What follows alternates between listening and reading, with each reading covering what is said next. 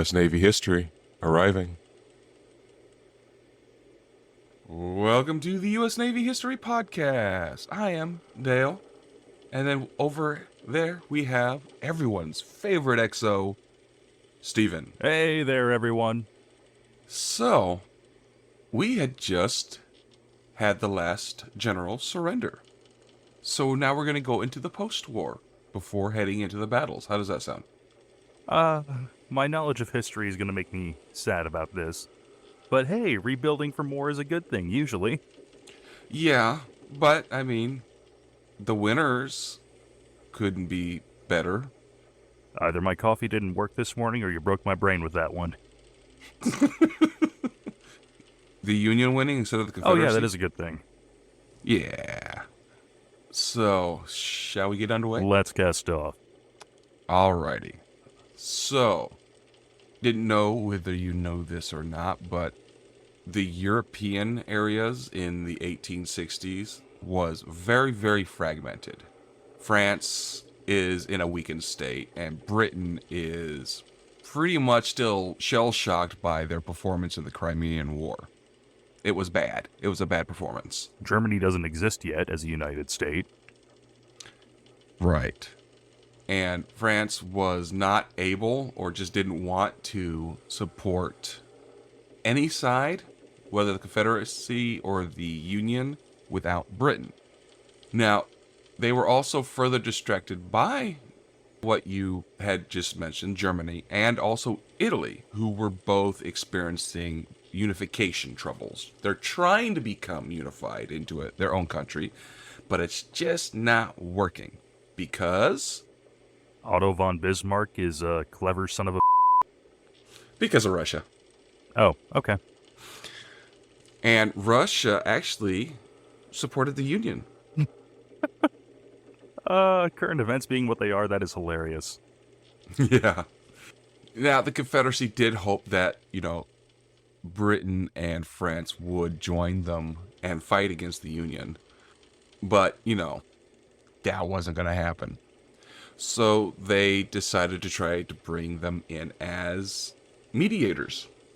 Now, Lincoln and the Secretary of State, which was William H. Seward, they blocked it with all their might. They were like, this is not going to happen. No, I don't agree to this.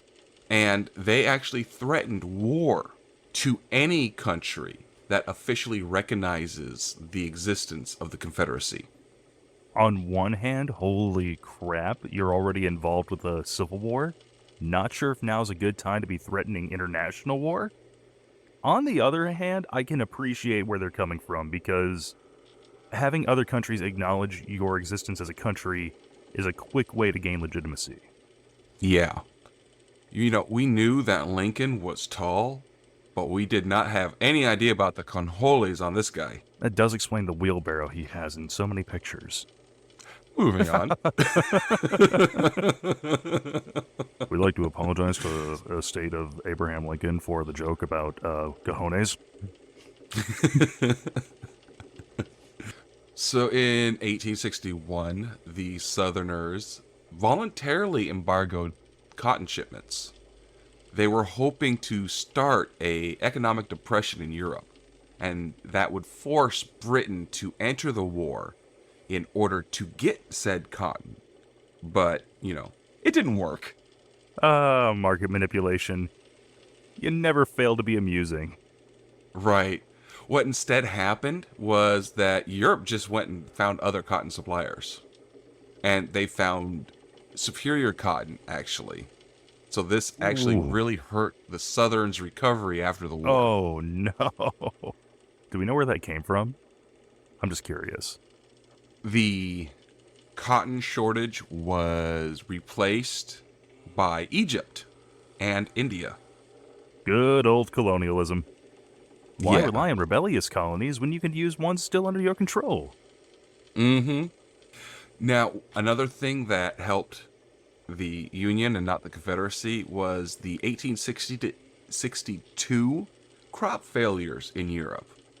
And this made the grain exports from the Union vitally important.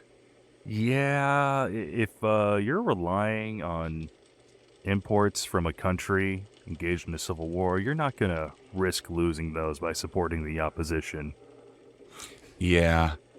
They said that, quote, King Corn was more powerful than King Cotton. I mean, cornbread. I don't know. You can do a lot of stuff with corn aside from just eating it on the husk, but that's the only one I know. Popcorn. EXO doesn't care for it. Cornmeal. If any listeners know great corn recipes, so we have more to draw on aside from popcorn and cornmeal and cornbread, let us know. Clearly, the ship's cook isn't giving us enough variety in our maze. He loves corn.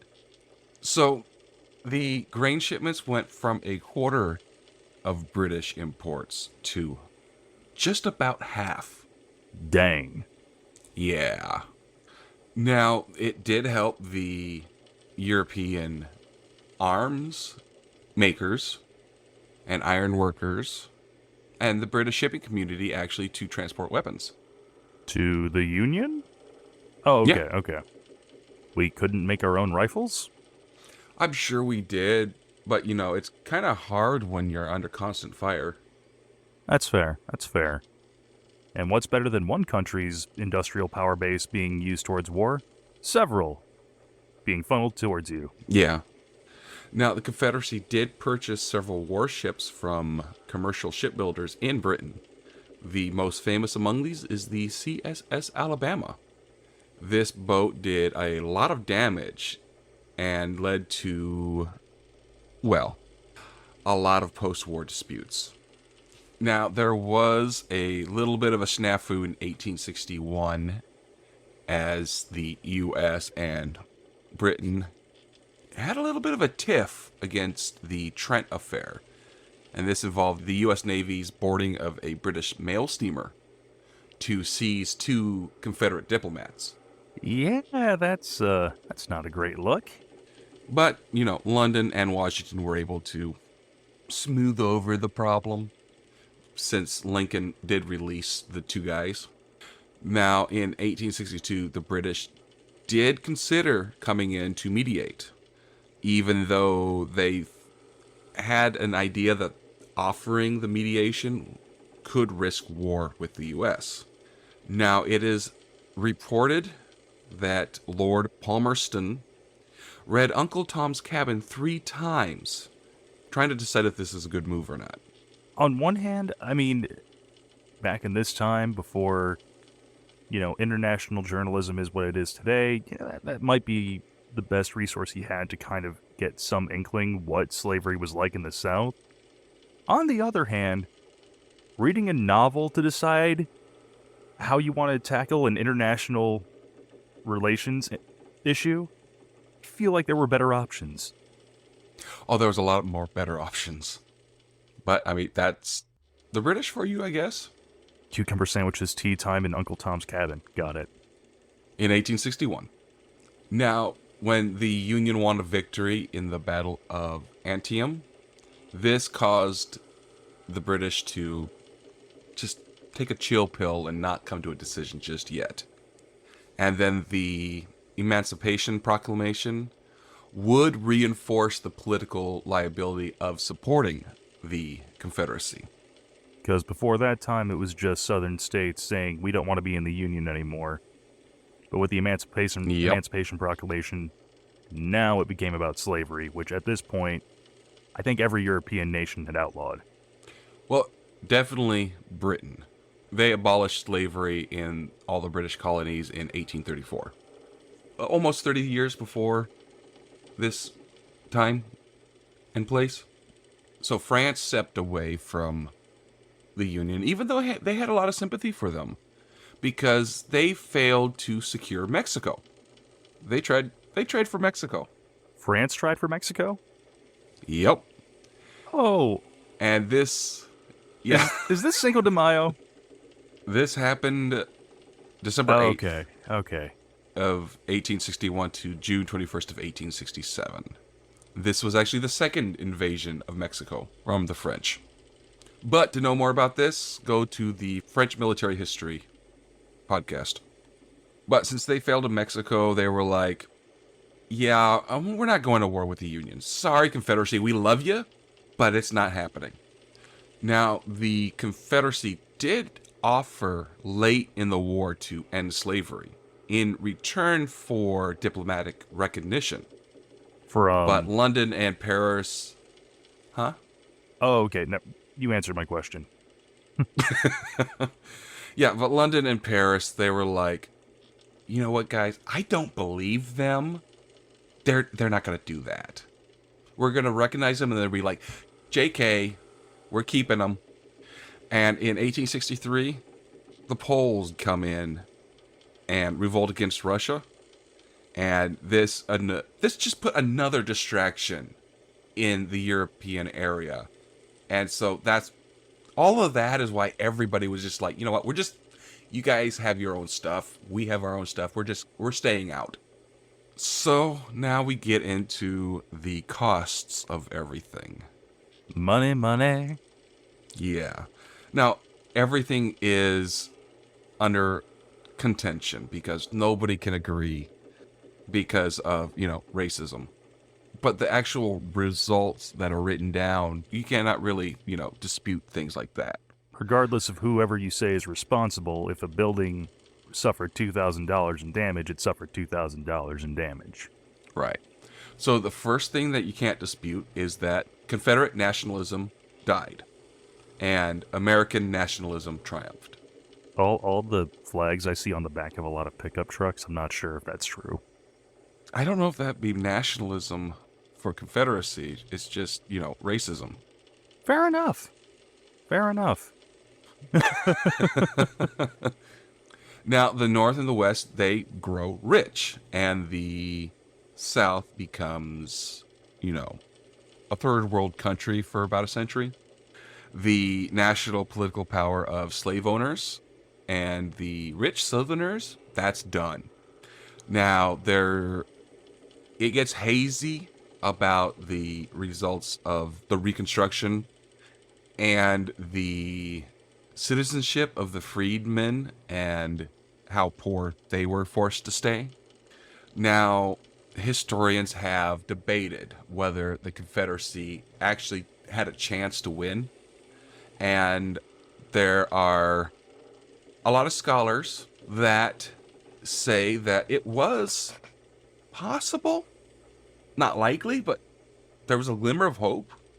One phrase I heard that I think rings true is it wasn't likely, but at the same time, they had a better chance than we had of winning the Revolutionary War.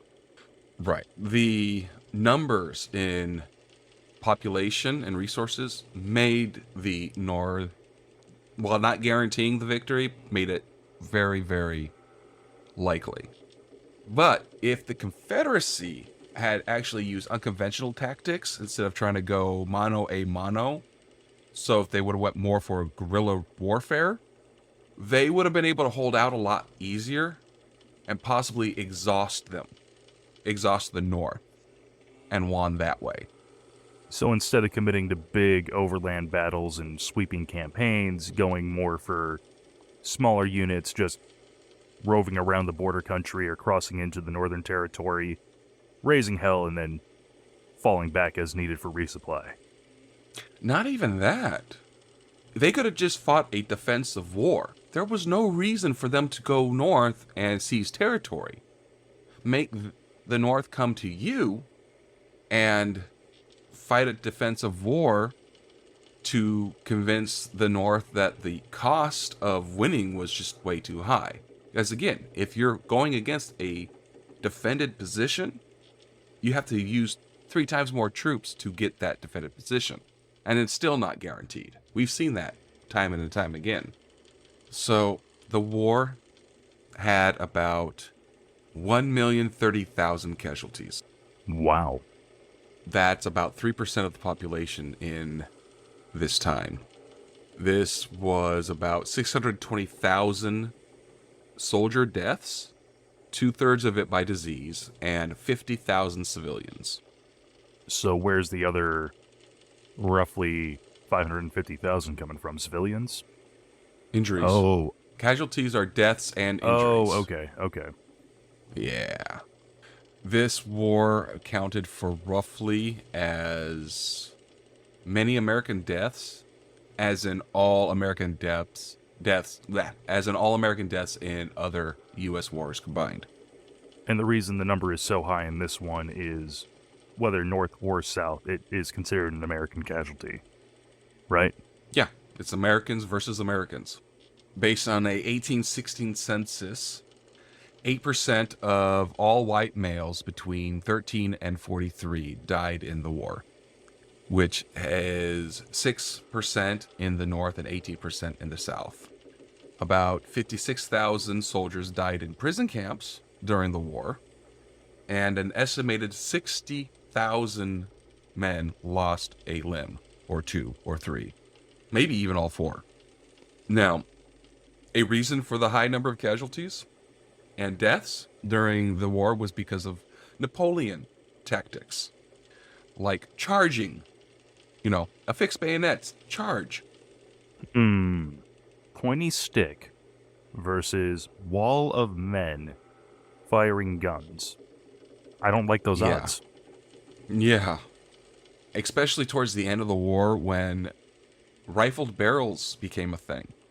When mini balls and repeating firearms, such as the Spencer repeating rifle and the Henry repeating rifle, were introduced.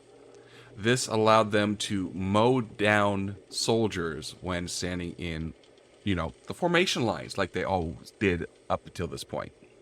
And were hand-cranked Gatling guns a thing yet, or was that about a decade and change later? Yes, a few times, but not many. Now, once these new inventions did come out, guess what happened? More casualties. Adoption of trench warfare, which was the horrors of World War I. Tactics do have a tendency to lag behind about half a century or so in this time, don't they? Yeah. Just wait till the machine guns come out. I'd rather not. Repeating rifles are already causing so many problems. We don't need them to be shooting, Yeah. With an unlimited magazine, hundreds of rounds a minute. Yeah. Now, the wealth that was amassed in slaves and by slavery for the Confederacy's estimated 3.5 million blacks effectively ended when the Union armies marched in. And of course, they were pretty much all freed by the Emancipation Proclamation. All of the investment that the Confederate bonds had at the end of the war, this was all forfeit, which made most banks and railroads go bankrupt.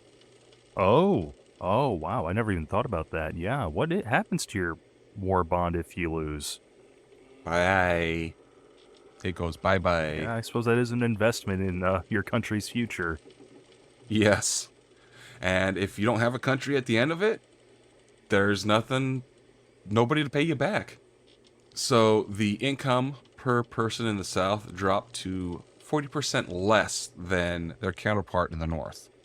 This lasted well into the 20th century. Yeah, like an economic hit like that is not something that you recover from in a quick manner, let alone even in a generation. Yeah. And the Southern influence in the federal government was pretty much diminished until the latter half of the 20th century. So, while not all Southerners saw themselves as fighting to preserve slavery, most of the officers and over a third of the rank and file in Lee's army had, very close ties to slavery. But the Northerners, their motivation was just to preserve the Union, not to abolish slavery. They just wanted to preserve what they had. So Lincoln, he made preserving the Union the central goal of the war.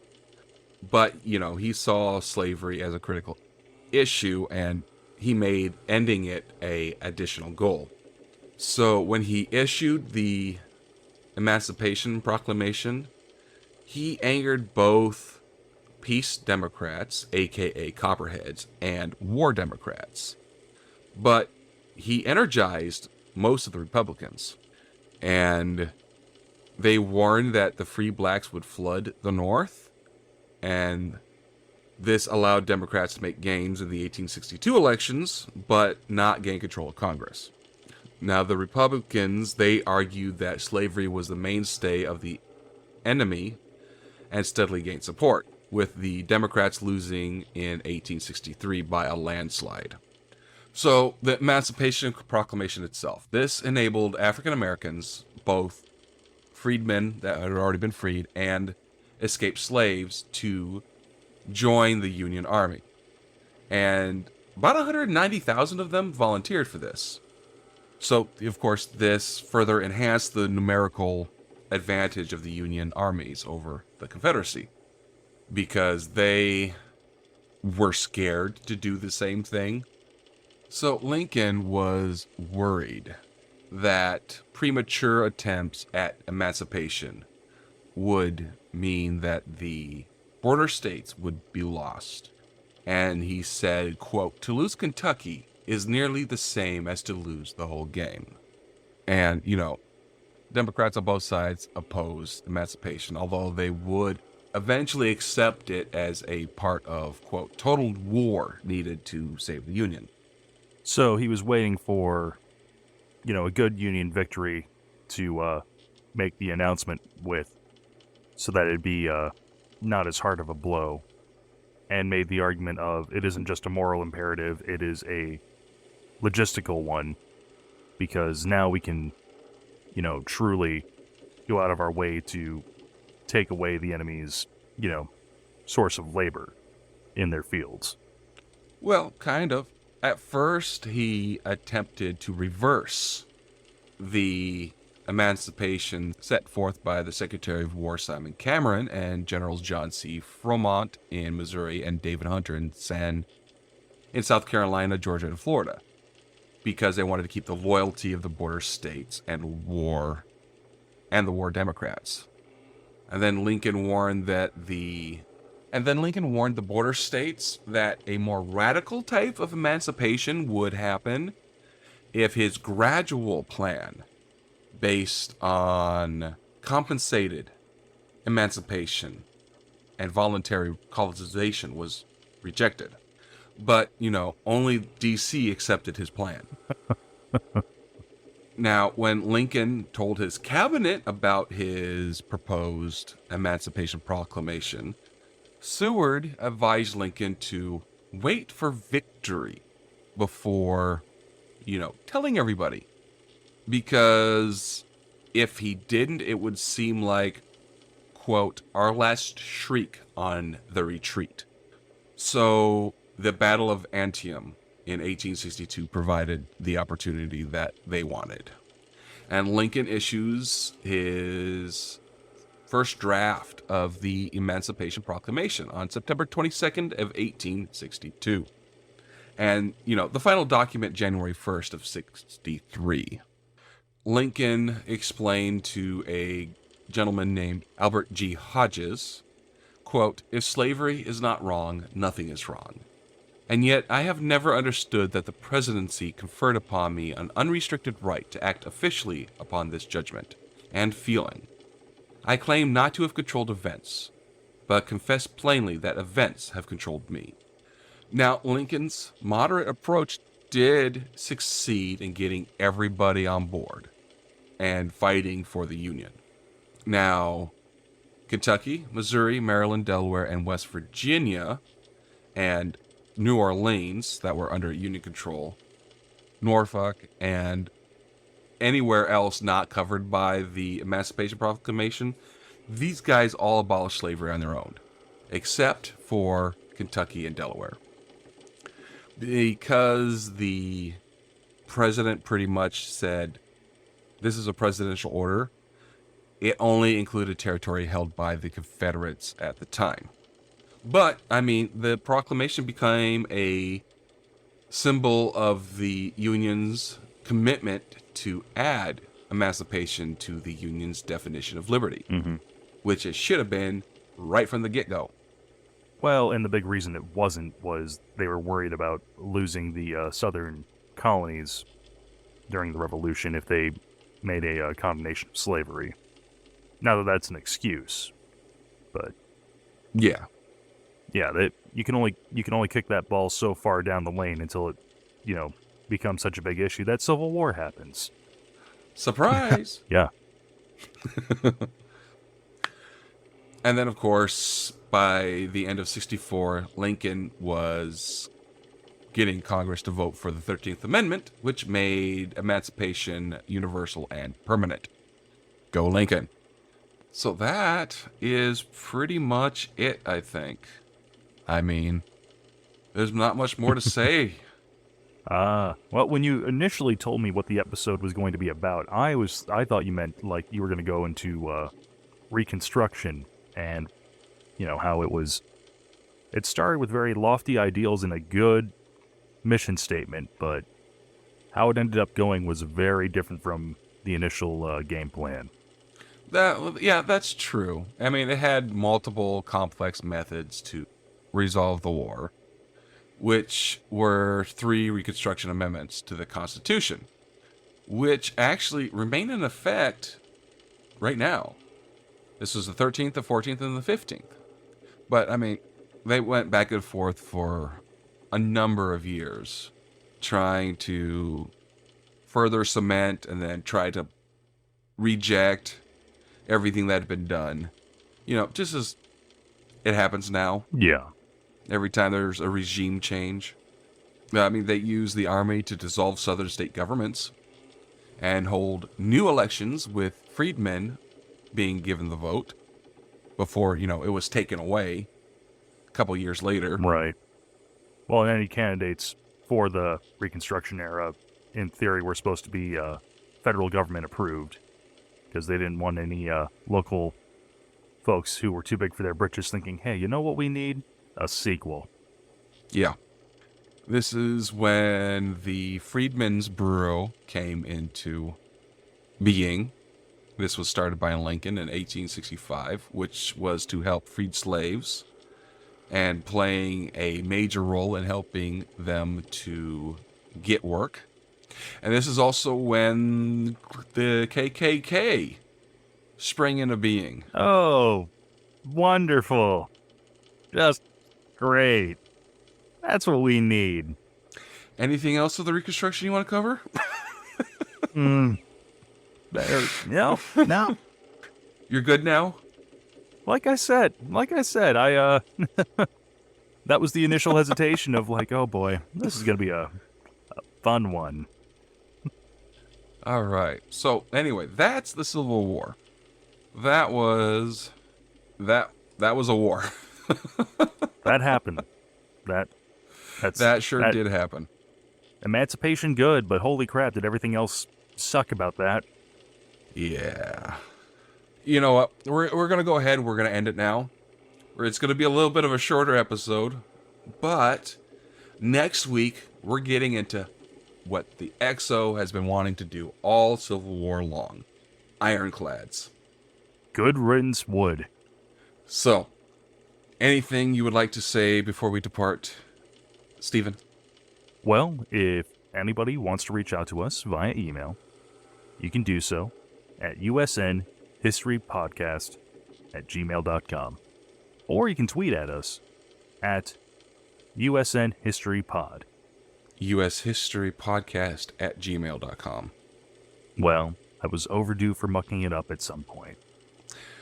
We are also on Discord and the ship store, and everything that the XO has messed up is in the show notes, and you can easily just click on it. If you folks need me, I'll be down in the galley, working with the cook again, because apparently I have not learned my lesson. Potato peeling time. Yep. Don't worry, I got the good one. All right, guys. Fair winds and following seas. We will see you next time.